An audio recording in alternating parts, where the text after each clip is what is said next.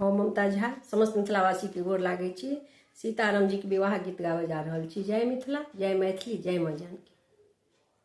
आजो जनकपुर के मड़बा बड़ सोहावना लागे। आजो जनकपुर के मड़बा बड़ सोहावना लागे।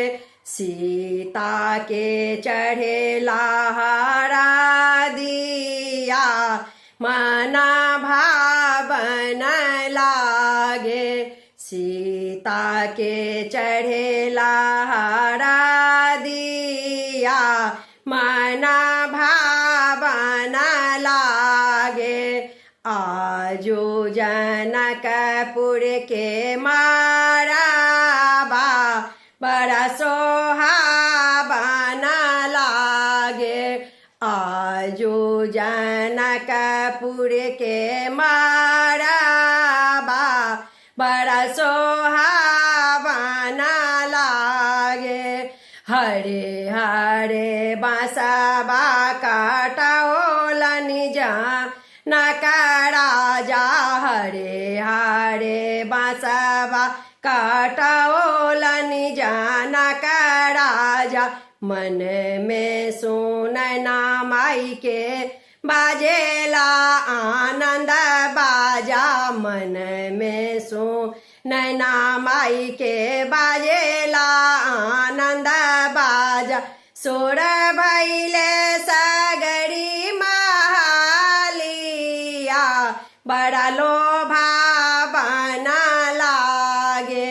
सोर भैले सगरी महालिया बड़ा लोभावन लागे। सीता के चढ़ेला हरा दिया मना भावन लागे। सीता के चढ़ेला हरा दिया मना भावन लागे। धन रे नागरिया के उमरल भगिया। धन रे नागरिया के उमरल भगिया।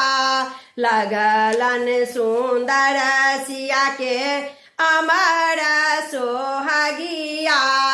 लगलन सुंदर सिया के अमर सोहगिया। चौका पुरावे आंगनमा बड़ा भावन लागे। चौका पुरावल आंगनमा बड़ा पावन लागे। सीता के चढ़ेला हरा दिया बड़ा मन भावन लागे। सीता के चढ़ेला हरा दिया बड़ा मन भावन लागे। आँख के पुतरिया जब भेजलन नागरिया। आँखी के पुतरिया जब भेजलन नागरिया। धरती दाह की जई हैं गिरी हैं बिजुड़िया। धरती दाह की जई हैं गिरी हैं बिजुड़िया। झर झर बरसे नयनमा जैसे सावन लागे। झर झर बरसे नयनमा जैसे सावन लागे। सीता के चढ़ेला हरा दिया मना भावन लागे। सीता के चढ़ेला हरा दिया मना भावन लागे। आजो जनकपुर के मारा बाबरा सोहावन लागे। आजो जनकपुर के मारा बाबरा सोहावन लागे। धन्यवाद।